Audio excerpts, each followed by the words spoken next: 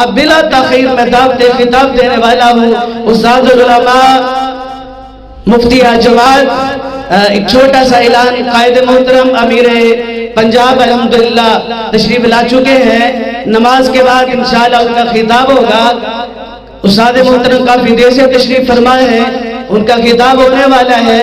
نماز کے بعد سبھی احباب اسی طرح سبھی احباب تشریف رکھیں گے. میں تمام بھائیوں کا مشکور بھی ہوں اور تمام بھائیوں کے لیے ضیافت کا بہترین انتظام ہے. نماز کے بعد کھانا کھا کے جائیں سبھی بھائی, اور جتنے میرے بھائی دیگر تحصیلوں سے تشریف لائے ہیں میں سبھی کا تہ دل سے مشکور ہوں. اللہ آپ سب کا آنا قبول فرمائے. دعوت خطاب دینے لگا ہوں, ملتمس ہوں استاد العلماء شیخ مکرم مفتی مبشر احمد ربانی صاحب حافظہ اللہ تعالی. السلام علیکم ورحمۃ اللہ وبرکاتہ.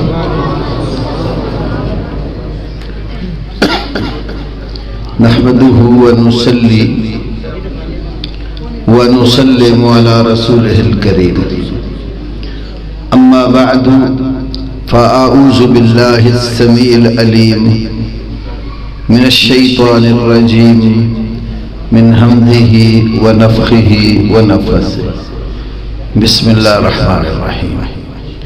فاعلم انه لا الہ الا اللہ. رب اشرح لي صدری ویسر لي امری واحلل عقدۃ من لسانی یفقہوا قولی. اللہ رب العالمین کے فضل و کرم کے ساتھ آپ کا آج کا یہ پروگرام اہل حدیث یوتھ فورس پنجاب کی طرف سے تربیت کے لیے منعقد کیا گیا ہے. تو نام دوسرا عقیدہ توحید کی پہچان اور اس کی معرفت یہ بھی مد نظر ہے. میں آپ سے مختصر سے وقت میں کچھ عقیدے کے حوالے سے اور کچھ اپنی تربیت کے حوالے سے باتیں کروں گا. یہ ہمارا عام جلسہ نہیں ہے اور یہ میری ایک دلی خواہش اور تمنا بھی ہے جو اللہ پوری کر رہا ہے. میں یوتھ فورس کے قائدین سے بڑی دیر سے کہہ رہا تھا کہ اپنے نوجوانوں کو جمع کریں اور ان کی تربیت کریں اور ان کو اسی طرح میدانوں میں کھڑا کریں جس طرح علامہ احسان علی ظہیر رحمہ اللہ کے زمانے میں یوتھ فورس کام کرتی تھی. تو آپ نے اہل حدیث یوتھ فورس کا مقصد اور نصب العین بھی قائد پنجاب حافظ سلمان اعظم صاحب حفظہ اللہ تعالی وسلمہ سے سنا. تو سب سے بنیادی چیز ہمارے نزدیک تمام مسائل میں سے وہ عقیدہ توحید ہے. چونکہ یہاں بچے اور نوجوان زیادہ ہیں, بزرگ کم ہیں, کیونکہ یوتھ فورس کا پروگرام ہے, بزرگوں کی سمجھے سرپرستی ہے. اور یہ جو چھوٹے چھوٹے بچے میرے سامنے بیٹھے ہیں تو میں توحید آپ کو بڑا سادہ سے لفظوں میں سمجھانے کی کوشش کروں گا جو آپ نے دھیان سے سننی ہے. کیونکہ بچے جو ہوتے ہیں جب بات ہو رہی ہوتی ہے نا تو اشارتوں سے باز نہیں آتی, بولتے ہیں ایک دوسرے سے, ایک دوسرے کو ہاتھ لگا دیتے ہیں. تو کسی نے ایسی کوئی حرکت نہیں کرنی. سن رہے ہو نا, آپ لوگوں نے دھیان سے بات کو سننا ہے. چونکہ یہ جو دین ہے نا, دین سمجھنے اور سیکھنے کے لیے جب کلاس میں بیٹھ جاتے ہیں تو سب سے پہلا کام ہی دھیان سے سننا ہوتا ہے. امام عبداللہ بن مبارک رحمہ اللہ نے فرمایا, امام ابن عبد البر نے جامع و بیان العلم و فضلہ میں ان کا یہ قول نقل کیا ہے, انما العلم والسمع, علم سننے کا نام ہے, دھیان سے سننا. دوسری بات ثم الفہم, پھر اس کو سمجھنا. تیسری بات ثم الحفظ, پھر اس کو یاد کرنا بلکہ یاد رکھنا. چوتھی بات ثم العمل, پھر عمل کرنا. پانچویں بات ثم النشر، پھر اس کو پھیلانا، دعوت دینا۔ کتنی باتیں ہو گئی؟ یہ بچے خاص طور پہ کتنی باتیں ہوئی؟ سب سے پہلے سننا، سب سے پہلے دھیان سے سننا، نمبر 2 سمجھنا، نمبر 3 یاد رکھنا، نمبر 4 عمل کرنا ہے، اور نمبر 5 اس کی دعوت دینی ہے۔ آپ نے دعوت کے والے سے سنا نا اپنے قائدین سے کہ گھر گھر یہ پیغام پہنچانا ہے۔ اگر برا شخص اپنی برائی کی دعوت دینے سے شرماتا نہیں، دونوں آپ نے اپنے قائدین سے سنا، تو ہمیں نیکی کی دعوت دینے سے بھی شرمانا نہیں چاہیے۔ تو اس کے لیے سب سے پہلے بیٹا اپنے آپ کو اپنے عقیدے کے اوپر پختہ کرنا اور اس کو جاننا ضروری ہے۔ تو سنو گے دھیان سے تو تبھی کوئی چیز جانو گے اور سمجھو گے۔ تو فَعْلَمْ أَنَّهُ لَا إِلَهَ إِلَّا اللَّهِ، تو اللہ پاک نے فرمایا کہ لا الہ الا اللہ کو جان لو۔ امام بخاری رحمۃ اللہ علیہ نے صحیح بخاری میں اس آیت کریمہ پر کتاب العلم میں باب باندھا ہے، العلم قبل القول والعمل، بات کرنے سے پہلے اور عمل کرنے سے پہلے اس چیز کا علم ہونا ضروری ہے۔ سیدھی بات تبھی آپ صحیح کہہ سکیں گے جب آپ کو علم ہوگا، عمل بھی صحیح تبھی کریں گے جب اس کے عمل کرنے کا صحیح پتہ ہوگا۔ تو اللہ نے نبی علیہ السلام کو حکم دیا کہ لا الہ الا اللہ کو جان لیں۔ اب ہم اس کلمہ توحید کی طرف آتے ہیں، بڑی سادگی سے سمجھنے کی کوشش کرتے ہیں۔ تو کلمے کا پہلا حصہ کیا ہے؟ لا الہ الا اللہ۔ یہ 4 لفظ ہیں، کتنے ہیں؟ لا الہ الا اور لفظ اللہ، لا الہ الا اللہ، ٹوٹل کتنے ہیں؟ اردو میں جب اس کا ترجمہ آپ کرتے ہیں، عام طور پر جو کتابوں میں مسجدوں میں کلمے کا ترجمہ لکھا ہوتا ہے وہ ہوتا ہے اللہ کے سوا کوئی عبادت کے لائق نہیں۔ اب یہ جو اردو والا ہے نا ترجمہ، اس میں بھی 4 ہی باتیں سمجھنے والی ہیں۔ اللہ سوا عبادت لائق نہیں، اللہ سوا عبادت اور لائق نہیں۔ کتنی چیزیں ہیں؟ عربی میں کتنی ہیں اور اردو میں بھی؟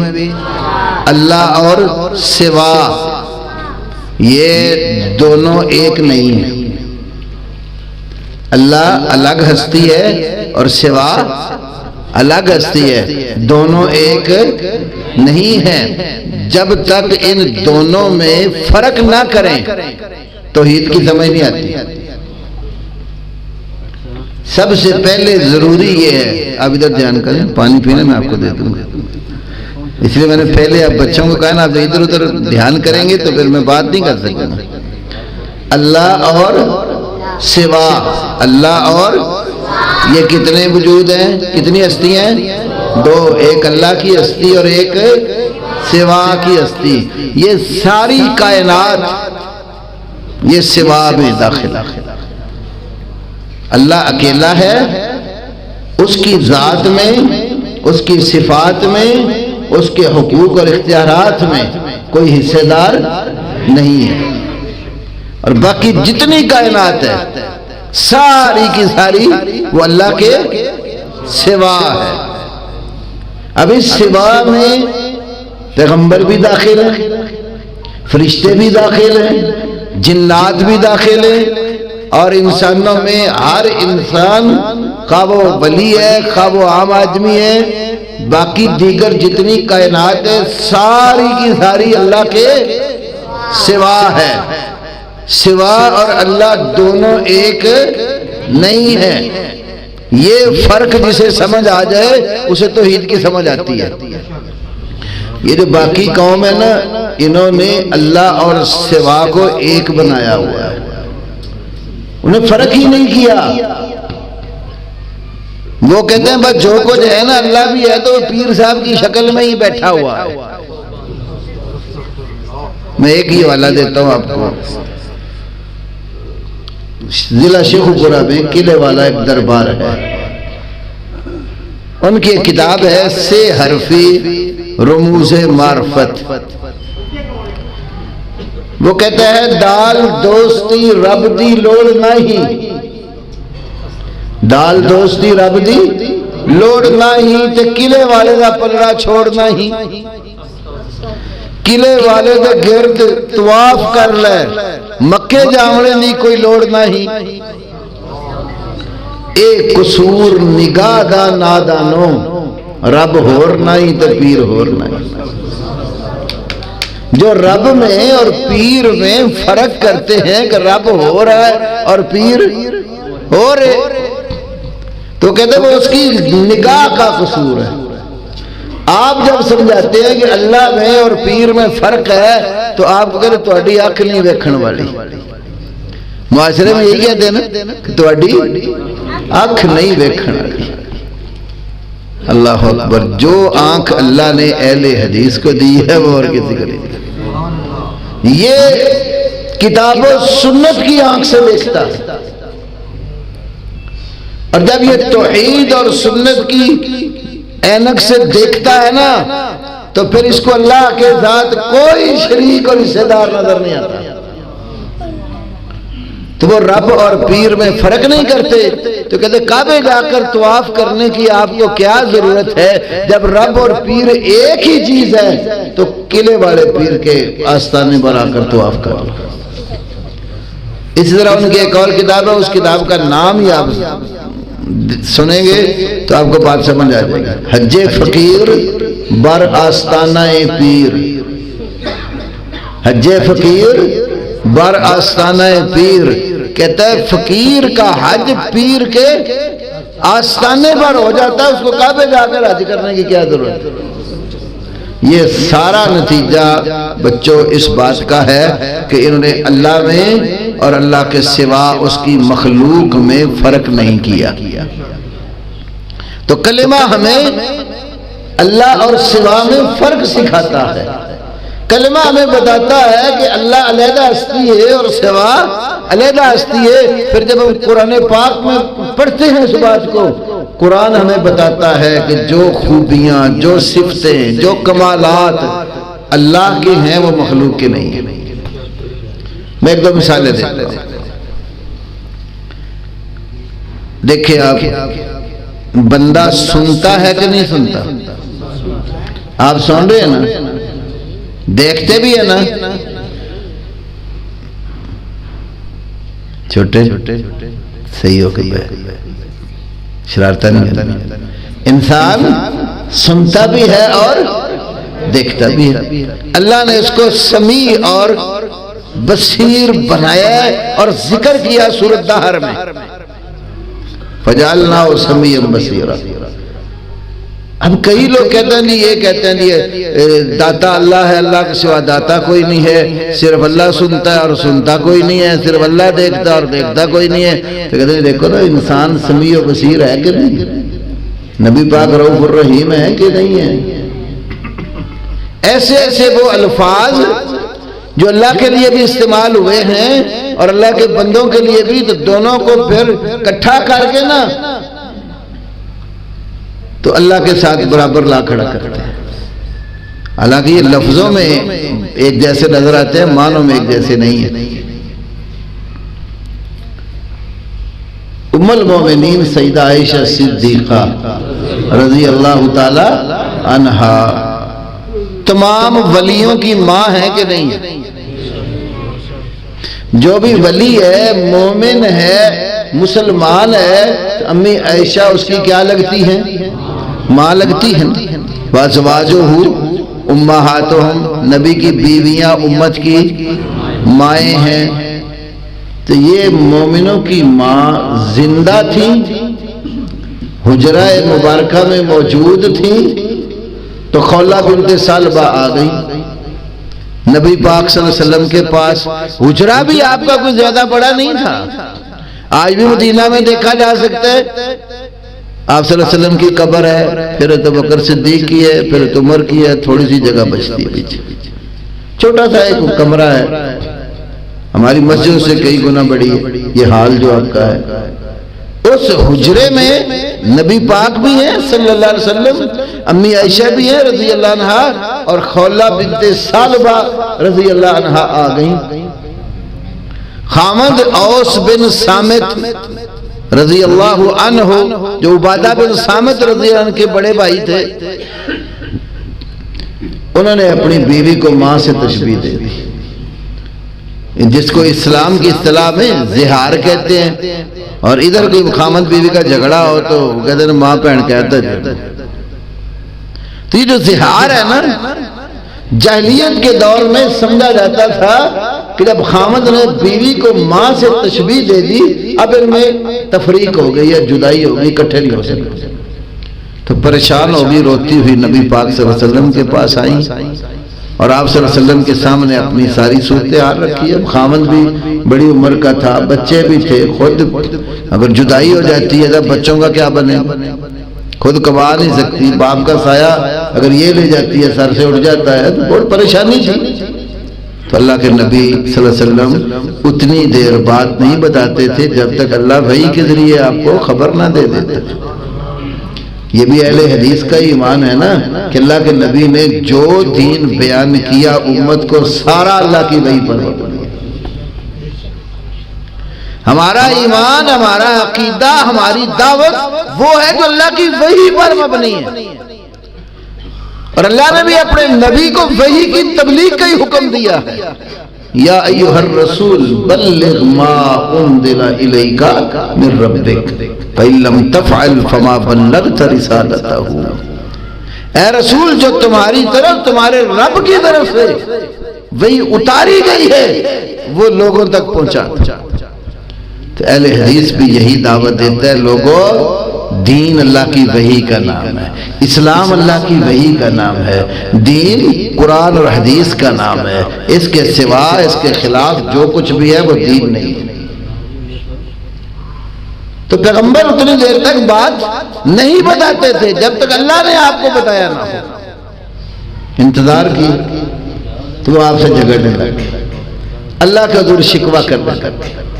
تو اللہ مالک الملک نے وحی نازل کی، 28واں پارہ ہے، پہلی سورت سورۃ المجادلہ۔ قد سمع اللہ قول التی تجادلک فی زوجہا وتشتکی الی اللہ واللہ یسمع تحاورکما ان اللہ سمیع بصیر۔ یقیناً اللہ نے اس عورت کی بات کو سن لیا جو آپ سے اپنے خامد کے بارے میں جھگڑ رہی تھی اور اللہ کی طرف شکوہ کر رہی تھی، اللہ تم دونوں کی باہمی گفتگو سن رہا تھا۔ یقیناً اللہ ہر وقت سننے والا، ہر چیز کو دیکھنے والا ہے۔ جب یہ وحی نازل ہوئی، امی عائشہ فرماتی ہیں میں گھر کے اندر موجود تھی اور وہ نبی علیہ السلام کے ساتھ ایک کونے میں گفتگو کر رہی تھی، میں نے نہیں اس کی سنی، اللہ نے عرش عظیم پہ سن لیا۔ وہ سمیع اور بصیرہ تھی کہ نہیں؟ کتنی کی سماعت کام کی، مومنوں کی ماں بھی ہیں، ولیوں کی ماں ہیں، ساری دنیا کے ولی جو لوگوں نے کلندر بنائے ہوئے ہیں کٹھے کر لے تو ان کے تو پاؤں کی خاک کو بھی نہیں پہنچتے۔ پھر اس وقت دنیا سے گئی بھی نہیں تھی، زندہ تھی، نبی پاک بھی زندہ گھر میں موجود تھے، وہ بھی موجود تھی، اور ایک حجرے کے اندر بھی اتنی سماعت نے کام نہیں کیا جتنی اللہ رب العالمین نے عرش بریم پہ سن لیا۔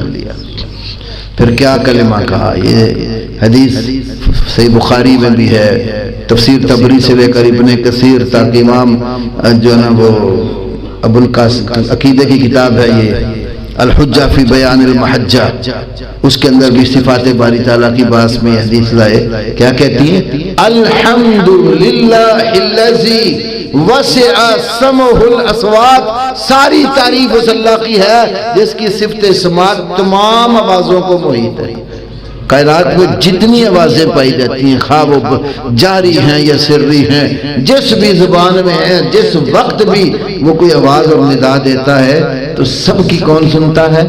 اللہ۔ اب آپ دیکھیں اللہ نے اپنی صفت بیان کرنے کے لیے یہاں 3 لفظ استعمال کیے، سامع، دوسرا لفظ ہے یسمع، اور تیسرا لفظ ہے سمیع۔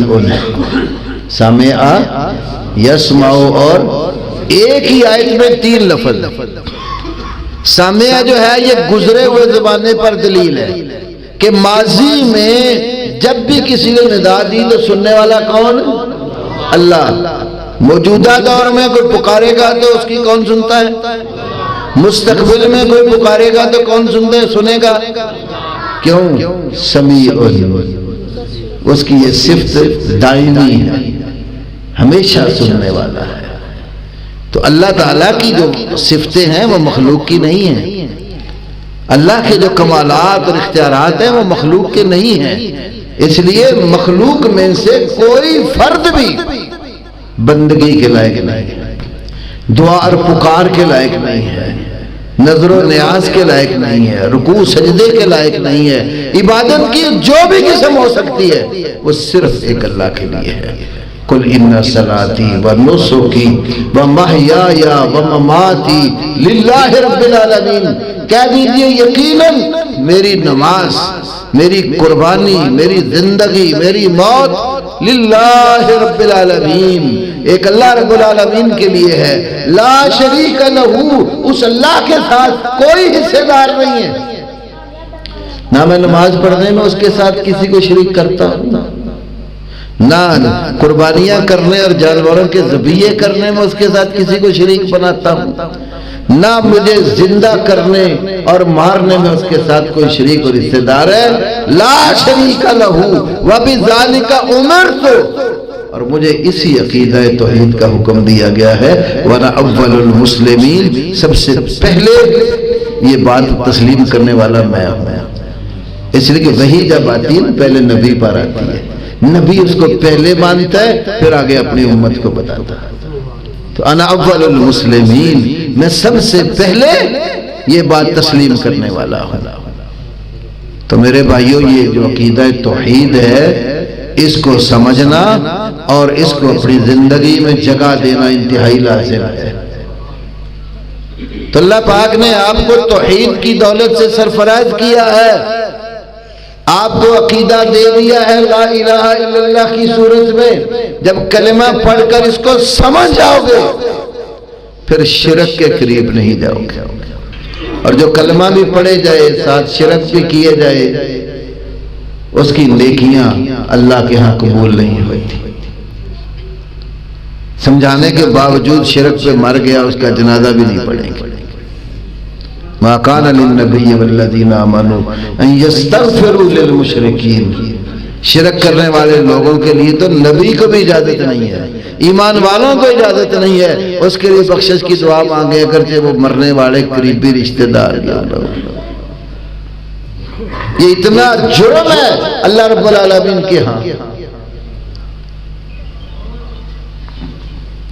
اکبر الکبائر الاشراک باللہ، صحیح بخاری کی حدیث ہے، کبیرہ گناہوں میں سب سے بڑا گناہ شرک ہے۔ مکے کے لوگ اللہ کو مانتے تھے، منکر نہیں تھے اللہ، وہ خالق، مالک، رازق، مدبر، محیی، ممیت اللہ کو ہی مانتے تھے۔ بہت ساری آیتیں قرآن میں موجود ہیں۔ اگر ان سے آپ پوچھیں آسمان کس نے پیدا کیا، زمین کس نے بنائی، بارش کون برساتا ہے، زندہ کو مردہ سے، مردہ سے زندہ کو کون نکالتا ہے، مدبر الامور کون ہے، مختلف جگہوں پر اللہ نے یہ سوالات قرآن پاک میں کیے تو ساتھ بتایا کہ مشرک بھی کہیں گے اللہ ہے۔ بلکہ میں آپ کو ایک اور بات کہتا ہوں کہ جس وقت انتہائی مشکل وقت ہوتا، مصیبت میں گرفتار ہوتا، تو پکا بت پرست بھی اس دور میں صرف اللہ کو پکارتا تھا۔ ایک بریلوی عالم ہے علامہ غلام رسول سعیدی، اس نے شرح صحیح مسلم 4 جلد میں کتاب الایمان والنذور کے اندر باقاعدہ ایک سرخی قائم کی ہے کہ سخت مشکل میں کٹر سے کٹر مشرک بھی اللہ کو پکارتا ہے. پھر سورہ یونس کی کچھ آیتیں ذکر کی، پھر اس کے بعد اس نے یہ لکھا. آپ ذرا غور کر لیں، سورۃ عنکبوت قرآن پاک میں اللہ پاک نے ذکر فرمایا اذا رکبوا فی الفلک دعوا اللہ مخلصین لہ الدین، جب یہ کشتیوں میں سوار ہو جاتے خالص اللہ کو پکارتے. اس آیت کی تفسیر میں امام ابن کثیر نے بھی حدیث بیان کی. سنن نسائی میں مرتدین کے باب میں بھی حدیث ہے، علامہ البانی سیاح میں بھی لائے، حافظ ابن حجر نے الاصابہ میں اور ابن اسیر جزری نے اسد الغابہ میں یہ واقعہ ذکر کیا، بالکل صحیح سند کے ساتھ ہے. جب رسول پاک صلی اللہ علیہ وسلم نے مکہ فتح کیا تو فتح مکہ کے موقع پر مشرکوں کے کچھ سردار مارے گئے، کچھ گرفتار ہو گئے، کچھ بھاگ گئے. تو بھاگ کر نکلنے والوں میں ابو جہل کا بیٹا اکرمہ بھی تھا. وہ کشتی میں سوار ہوا، حبشہ جانا چاہتا تھا. جب کشتی پانی میں تھوڑی دیر چلی تو پانی کی موجوں نے گھیر لیا، اس کو قابو آ گئے. اب سارے کشتی والے اللہ کو پکارنے لگ گئے. میں بس گل کر میں نے دسیا بھی 3:30 3:15 جماعت ہے، یہ 3:30 بھائی بتا رہے تھے، میں تو پہلے ہی چھڑ دینا سے. یہ ایک واقعہ سن لیں پھر ہاں جی آپ پریشان نہ ہو انشاءاللہ. ہم اپنے عمراء کے اور یہاں کے مقامی انتظامیہ کے امر کے پابند ہیں. تدبیری اور تنظیمی امور میں جو بڑا قوم کا لیڈر ہوتا ہے نا، اس کی بات ماننی ضروری ہوتی ہے، مگر نہ گھر کا بھی نظام نہیں چلتا. یہ باتیں میں نے کرنی پر یہ حدیث پوری کر لوں. تو بات سنو، انہوں نے کیا کہا؟ اخلصوا للہ نجیہ، خالص اللہ کو پکارو. تو اکرمہ نے کہا وہ 360 جو بنائے ہوئے ہیں وہ کام نہیں آتے. پھر کہا اِنَّ آلِہَتَکُمْ لَا تُغْنِی عَنْکُمْ شَیْئًا، کشتی جب بغور میں پھنس جائے نا تو تمہارے الہ کسی کام کے نہیں ہیں، بچنا ہے تو اللہ کو پکارو. تو انہوں نے اللہ سے کہا میرے رب اگر یہاں سے صحیح سلامت بچ کے نکل گیا تو تیرے نبی محمد صلی اللہ علیہ وسلم کے پاس جا کر کلمہ پڑھوں گا اور مسلمان ہو جاؤں گا. اللہ نے نجات دے دی. آیا کلمہ پڑھا، مسلمان ہوا. تو قرآن نے ذکر کیا کہ جب کشتیوں میں سوار ہو جاتے تھے تو خالص اللہ کو پکارتے تھے. فلما نجاہم الی البر، پھر اللہ جب وہ بمر سے نکال کے پانی سے نکال کے نجات دے دیتا اذا ہم یشرکون، پھر شرک شروع کر لیتا. تو مشرکین بھی سخت سے سخت تکلیف میں صرف اللہ کو پکارتے تھے. تو ہم مسلمانوں کو کیا ہو گیا؟ ہم اتنا اللہ کو نہیں پکارتے اتنا اللہ کی مخلوق کو پکارتے. تو بہرحال اپنی دعا، پکار، نظر، نیاز، عبادات ہمہ قسم کی صرف ایک اللہ کے لیے، اس کے ساتھ کسی صورت میں بھی کسی غیر کا حصہ نہیں رکھنا. یہ میں نے چھوٹی سی چند باتیں کی، 2-3 اور باتیں کرنا، وقت تھوڑا ہے بہت. میرے بھائیوں، آپ کو پتا ہے کہ یہ جو ہمارا پروگرام ہے اہل حدیث یوتھ فورس کے تحت، یہ تنظیمی امور کی تربیت کا بھی ہے. تو اللہ پاک نے آپ کو ایک جماعت کے نظم میں منسلک کیا ہے، اس کے کچھ تقاضے ہیں. میں 2-4 باتیں بس اس حوالے سے کرتا ہوں. جماعت، اس کے علماء نے بہت معنی بیان کیے، میں صرف ایک عرض کرنے لگا جو عبداللہ ابن مسعود نے بیان کیا رضی اللہ تعالیٰ عنہ. تاریخ دمشق میں بھی ہے اور تہذیب الکمال میں امام مزی نے بھی ذکر کیا، اور عقیدے کی کتابوں میں شرح اصول اعتقاد اہل سنہ والجماعہ میں امام ہبۃ اللہ تبری نے بھی ذکر کیا، اور شیخ البانی نے مشکات شریف کی تحقیق میں حاشیے میں اس کو صحیح قرار دیا. جماعت کس کو کہتے ہیں؟ غور کریں، 2-4 لفظوں میں انہوں نے بات ختم کر دیا. جماعت کس کو کہتے ہیں؟ ما وافق الحق فہی الجماعہ، حق بات کی موافقت کا نام جماعت ہے. وَإِن كُنْتَ وَحْدَكَ، اگرچہ تو اکیلا ہی کیوں نہ ہو لیکن حق تیرے پاس ہو.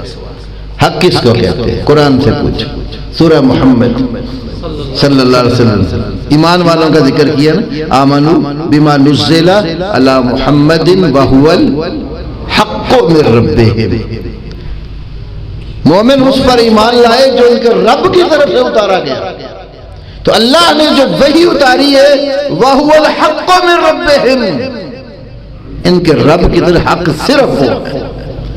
علماء جانتے ہیں ہوا ضمیر الگ ذکر کی، آگے الحق پر الف لام ہے، تو یہ جو عربی کی ترکیب ہے یہ ایک مخصوص مفہوم دیتی ہے۔ اس کا مطلب یہ ہے کہ حق صرف وہ ہے جو وحی کی صورت میں اترا ہے، اور وحی کیا ہے وہ بھی قرآن نے بتایا ہے سورۃ نساء میں، وَأَنزَلَ اللَّهُ عَلَيْكَ الْكِتَابَ وَالْحِكْمَةَ، اللہ نے تمہارے اوپر کتاب اور حکمت کو نازل کیا ہے۔ اور صحیح بخاری اور بہت کتابوں میں بہت شارٹ کرو، صحیح بخاری کتاب التفسیر میں سورۃ احزاب کی تفسیر، وَاذْكُرْنَ مَا يُتْلَى فِي بُيُوتِكُنَّ مِنْ آیَاتِ اللَّهِ وَالْحِكْمَةِ، امام بخاری اس کی تفسیر بخاری میں لایا، الحکمہ کا معنی السنہ۔ تو کیا نتیجہ نکلا؟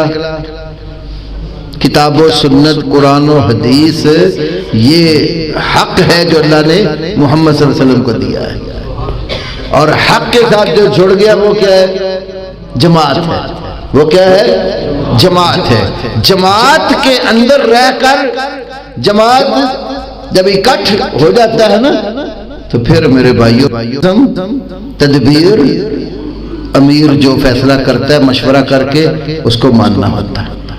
نبی پاک صلی اللہ علیہ وسلم نبی تھے، وحی کی تبلیغ آپ نے دنیا کو کی، لیکن اپنے کئی معاملات میں صحابہ سے مشورہ کرتے تھے، اور اللہ نے حکم بھی دیا وَشَاوِرْهُمْ فِي الْأَمْرِ فَإِذَا عَزَمْتَ فَتَوَكَّلْ عَلَى اللَّهِ، آپ ان صحابہ سے معاملات میں مشورہ کرو، اور جب کام کرنے کا عزم کر لو تو اللہ توکل کرو۔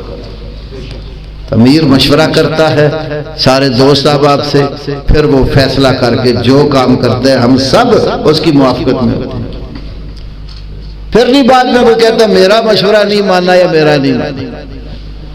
اللہ نے یہ امیر کو اختیار دیا۔ تو آپ میرے بھائیوں جب ایک نظم کے اندر منسلک ہیں تو نظم کے اندر رہتے ہوئے تدبیر، تنظیم، جتنے معاملات آپ کے امیر صاحب فیصلہ کریں تو آپ کا کام ان کا ساتھ دینا۔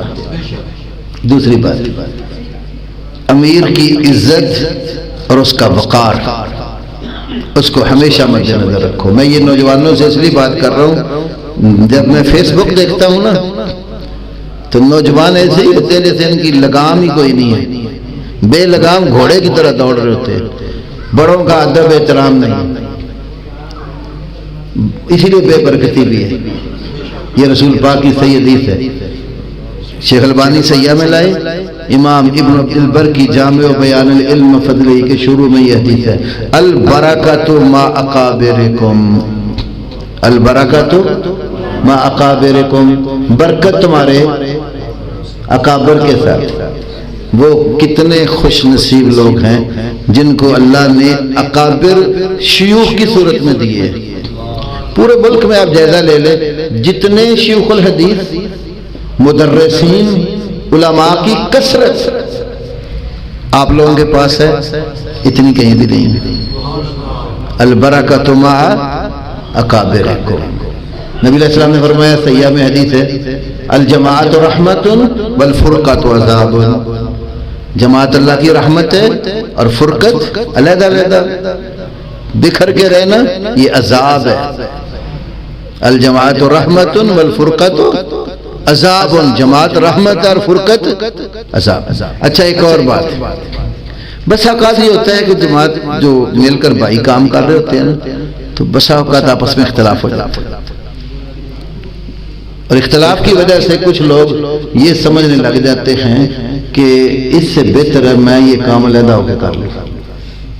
ہوتا ہے نا، یہ صرف اس وقت ہوتا ہے جب کوئی کفر اسلام کا مارکا ہو، جب کوئی بات ہو نا کہ امیر ایسا حکم دے رہے جو کفر اسلام کے بالکل متضاد ہے تو اس میں تو اطاعت نہیں ہے، انما طاعت فی المعروف۔ لیکن اگر تنظیمی معاملات میں کوئی تدبیری امور میں اختلاف ہو جاتا ہے تو وہ مل کر حل کرنا بہتر ہے، جماعت کے اندر رہ کر حل کرنا صحیح ہے۔ دلیل عبداللہ ابن مسعود رضی اللہ عنہ فرماتا ہے، جو پہلے میں نے الجماعت کا معنی کیا اس کے ساتھ ہی یہ بھی ہے، یہ بڑی کام کی بات ہے، یہ علماء کرام اور طلبہ خاص طور پر توجہ کریں۔ انما تکرہون فی الجماعات خیر مما تحبون فی الفرقہ انما تکرہون فی الجماعہ، جماعت کے اندر رہ کر جس چیز کو تم ناپسند کرتے ہو وہ ناپسندیدگی تمہاری خیر بہتر ہے مما تحبون فی الفرقہ، اس کام سے جو تم علیحدہ رہ کر کرنا پسند کرتے ہو۔ ناپسندیدگی بھی ہے تو اندر ہی رہ کر اس کو حل کرو، یہ بہتری ہے۔ الگ سوچ کے تو مسلمانوں کو توڑ کر بہتری نہیں ہوتی۔ اور نبی علیہ السلام کی ایک اور حدیث ہے ترمذی شریف میں، جماعت کے لزوم کا باب باندھا ہے امام ترمذی میں، تو اس میں ہے کہ جس وقت اکیلا انسان ہوتا ہے نا تو شیطان اس کے ساتھ ہوتا ہے، اور جس وقت ایک کے ساتھ دو مل جاتے ہیں شیطان اس سے دور نکل جاتا ہے۔ انما الشیطان مع الواحد ومن الاثنین ابعد، اکیلا ہو تو شیطان چمٹا ہوتا ہے اس کو، اور دو مل جائیں شیطان دور نکل جاتا ہے۔ جیسے جیسے افراد اکٹھے ہوتے جائیں گے اس حدیث سے معلوم ہوتا ہے کہ شیطنت بھاگتی چلی جائے گی۔ وہ اکٹھے ہو کر جتنے کام میں برکت ہوتی ہے وہ انفرادی کام میں برکت نہیں ہوتی۔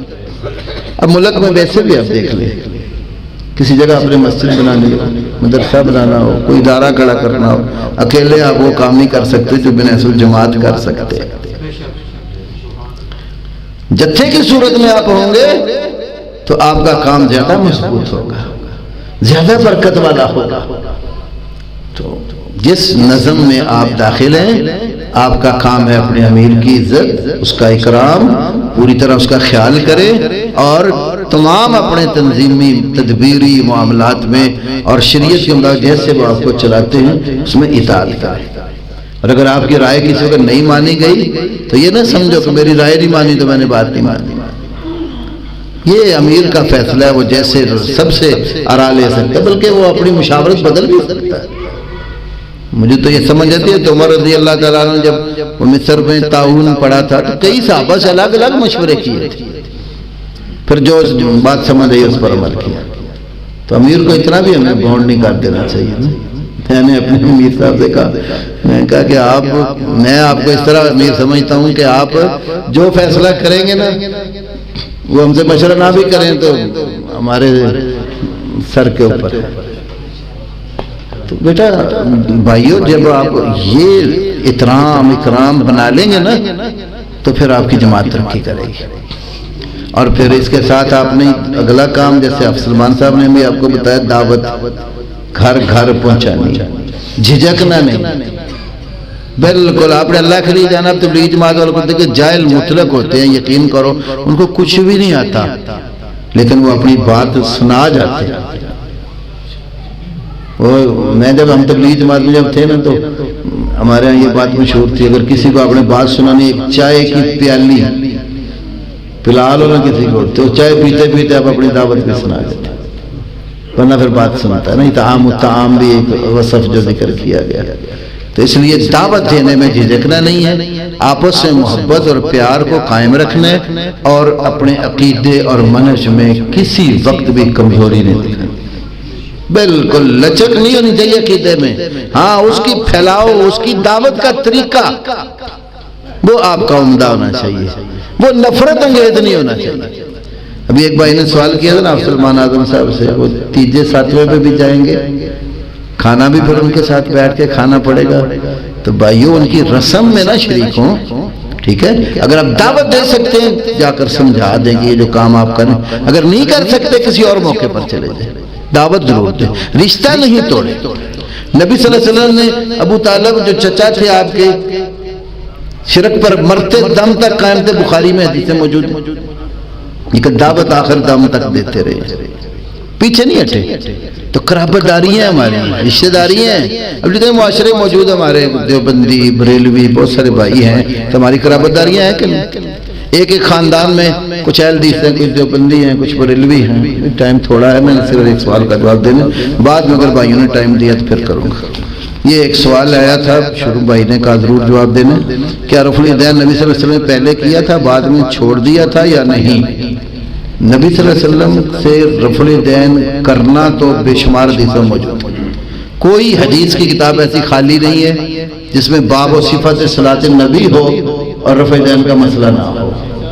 اب جو لوگ یہ کہتے ہیں کہ آپ نے پہلے کیا تھا بعد میں چھوڑ دیا تھا، تو دلیل تو ان کے ذمہ بنتی ہے چھوڑنے کے لیے پیش کرو۔ پھر آگے لکھا ہے اس میں کہ نبی صلی اللہ علیہ وسلم نے ہمیشہ نہیں کیا، ہمیشہ کا لفظ دکھائے۔ اچھا ہمیشہ کا لفظ ملے ہی تو پھر ہمیشگی ہوگی، تو پھر پہلی رفع دین جو آپ کرتے ہیں اس کے ساتھ ہمیشہ کا لفظ ہے کہیں؟ پہلی کرتے ہیں کہ نہیں؟ رکوع جاتے وقت نہیں کرتے، اٹھتے وقت وہ لوگ نہیں کرتے، پہلی دفعہ کرتے ہیں کہ نہیں؟ کوئی ایک حدیث دکھاؤ جس میں پہلی کے ساتھ ہمیشہ کا لفظ ہو۔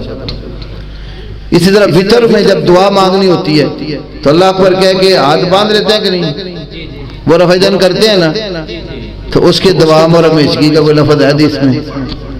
عید کی تکبیرات میں بھی یہ رفع دین کے قائل ہیں، اس کے ساتھ ہمیشگی کا لفظ ہے۔ ہمارے پاس قرائن موجود ہے ہمیشگی۔ دیکھیے ایک حدیث بیان کرتے ہیں، نبی علیہ السلام نے جو زندگی میں آخری نماز پڑھائی تھی، سب سے زیادہ قریب کون صحابی کھڑے تھے؟ حضرت ابو بکر صدیق رضی اللہ تعالی، یہ صحیح بخاری میں۔ آپ تشریف لائے تو پھر آپ ان کی بائیں جانب آ کر بیٹھ گئے، ساتھ وہ صدیق کھڑے ہیں، باقی صحابہ پیچھے۔ تو یہ حدیث کیا بتاتی ہے؟ سب سے زیادہ نزدیک ہو کر زندگی کے آخری دور میں نماز کس نے پڑھی؟ ابو بکر صدیق۔ تو اگر ابو بکر صدیق نے رسول پاک صلی اللہ علیہ وسلم کے بعد رفع دین کیا تو اس بات کا قرینہ ہے کہ نہیں؟ یہ دوام والی بات ہے۔ امام بہقی کی کتاب السنن الکبریٰ، امام ذہبی کی کتاب المہذب، حافظ ابن حجر کی کتاب التلخیص الحبیر، امام ابن ملقن کی کتاب البدر المنیر، حنفی علماء کی کتاب نصب الرایہ جو مجلس علمی نے تحقیق کی، انہوں نے حاشیے میں یہ حدیث درج کی۔ حدیث بہت لمبی ہے، میں شارٹ کٹ کر دوں، مسلسل بالعمل والی حدیث ہے۔ حضرت عبداللہ بن زبیر رضی اللہ عنہ نبی پاک صلی اللہ علیہ وسلم کے صحابی ہیں۔ مدینہ جب وہ مہاجر ہو کر پہلا بچہ مسلمانوں کا جو پیدا ہوا وہ عبداللہ ابن زبیر تھے، ابو بکر صدیق کے نواسے تھے، نانا لگتے تھے ان کے ابو بکر صدیق۔ انہوں نے نماز پڑھی، شروع میں بھی رفع دین، رکوع گئے پھر بھی رفع دین، رکوع سے اٹھے پھر بھی رفع دین۔ تو عطا بن ابی رباح جو امام ابو حنیفہ رحمۃ اللہ علیہ کے استاد تھے، میزان الاعتدال میں امام ذہبی نے ذکر کیا ہے، امام ابو حنیفہ فرماتے ہیں میں زندگی میں جس شخص سے بھی ملا میں نے عطا بن ابی رباح سے افضل کوئی بندہ نہیں دیکھا۔ تو عطا بن ابی رباح نے ان سے پوچھا آپ نے رفع دین کیوں کیا ہے؟ وہ خود بھی پھر انہوں نے کیا، وہ اگلی لمبی اسی حدیث کا انہوں نے کہا میں نے اس لیے کیا ہے، میں نے ابو بکر صدیق کے پیچھے نماز پڑھی تھی تو انہوں نے نماز شروع کرتے رکوع جاتے اور رکوع سے اٹھتے وقت رفع دین کیا، اور میں نے ابو بکر صدیق سے پوچھا آپ نے کیوں کیا؟ انہوں نے فرمایا میں نے نبی علیہ السلام کے پیچھے نماز پڑھی، آپ بھی رکوع جاتے اٹھتے وقت رفع دین کرتے تھے۔ اور امام ذہبی نے بھی، بہقی نے بھی، جن کے میں نے حوالے ذکر کیے، سب نے روایت بیان کر کے آگے لکھا ہے رواتہ ثقات، اس حدیث کے تمام راوی ثقہ اور قابل اعتماد ہیں، کوئی ضعیف راوی نہیں ہے بیچ میں۔ یہ مسلسل بالعمل والی حدیث ہے، اور بھی بہت سارے دلائل ہیں کہ میں نے صرف ایک قرینے کے طور پر کہ دوام کا ہمارے پاس تو ہے۔ علامہ ذیلعی نصب الرایہ جن کی کتاب ہے ہدایہ کی حدیثوں کی تخریج، انہوں نے کہا جی پہلی رفع دین ہمیشہ ہے۔ کیا دلیل ہے؟ دلیل نجدی عبداللہ ابن عمر کی بخاری والی حدیث کہ ابن عمر کہتے ہیں نبی صلی اللہ علیہ وسلم جب نماز شروع کرتے تھے رکوع جاتے تھے، رکوع سے سر اٹھاتے تھے، رفع دین کرتے تھے۔ بھائی یہ حدیث اگر پہلی رفع دین کی ہمیشگی کی دلیل ہے تو اگلی کی کیوں نہیں ہے؟